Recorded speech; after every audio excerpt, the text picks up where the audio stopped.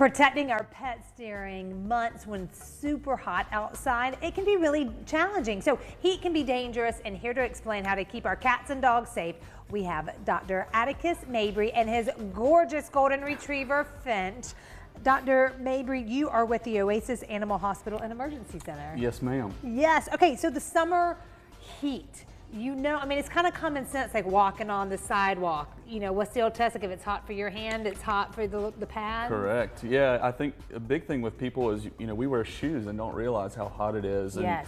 And these guys are lower to the ground, too, so, you know, their belly's susceptible to the heat. Good point. I didn't think about the bellies. Oh, yeah, especially dachshunds and all these yes. short-legged guys. You know, it can be a real struggle for them. So, you know, I remind people, especially if you go to the lake, right? Yes. If you're walking out on your dock or out on the concrete and you're barefooted, and how much that hurts. Mm-hmm. So to these guys, it's pretty brutal, especially if you stop and you've got shoes on, you're not realizing like, hey, they're walking on this hot concrete or asphalt.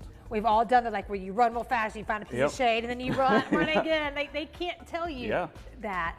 What could happen, like if they were exposed to that long term? So we do see, you know, paw pad burns. Mm-hmm. So I mean, they're going to heal from that. The bigger risk in the summer is heat stroke, obviously. So people thinking about, you know, when they're outside with their pet, a lot of these guys, this guy included, they don't really think about the side effects of playing out in the heat, right? So they'll run themselves into a really bad position with heat stroke. So making sure you're limiting their time outside when it's hot, making sure there's water in the shade, making sure there is shade. Yeah. They will seek it out, but a lot of these guys, especially golden retrievers and Labradors, these playful dogs, right? Yes. So I can speak from experience, like, you know, he loves to swim, and you would think, okay, you know, you get in the water and it shouldn't be a big deal, but they'll go so hard in the heat that they can get really sick.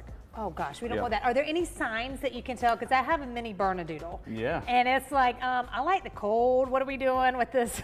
Yeah, the Bernedoodle. Yeah, anything Bernese definitely loves the cold. So, the biggest signs to look for are like them laying down and panting heavily and then not wanting to drink, or they start vomiting. Those are pretty big examples of, hey, like we need to get to the vet quickly.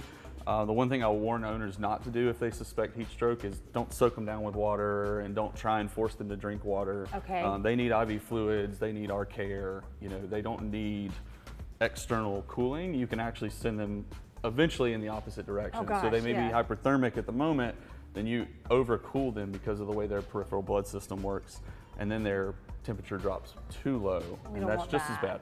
We don't want that. Okay, so you are with, you know, Oasis Animal Hospital. Tell us a little bit about that and how, you know, again, if you're looking for a pet care for, you know, your animal. So we started out as a general practice family clinic in 2019. We quickly converted right before COVID started to urgent care and emergency center as well.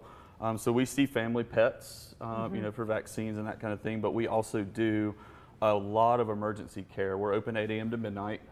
7 days a week. We're never closed. We have not been closed in 5 years, period. You know, even with the ice storm and snowstorm, we stayed open. Wow. So one of the big things that, you know, I kind of tout about our team, we have an incredible team, painstakingly built by a lot of people. We have 10 veterinarians on staff, and on weekends we actually have 2 vets on each shift and a bunch of licensed nurses and everything, so we can care for just about any pet emergency. I love it. And where are you located? In Malden. Malden. Very conveniently located off of Butler, and we will be moving into a new facility hopefully in January. Okay. Caldwell Constructors is building that for us, and a great architectural firm called Rao Architecture has helped us kind of design and build all of that. Yes. It's going to be great for these guys. We're going from 4 exam rooms to 14 and 1 OR to 3. So I love it. Well, bring Finch back when y'all open up. Absolutely.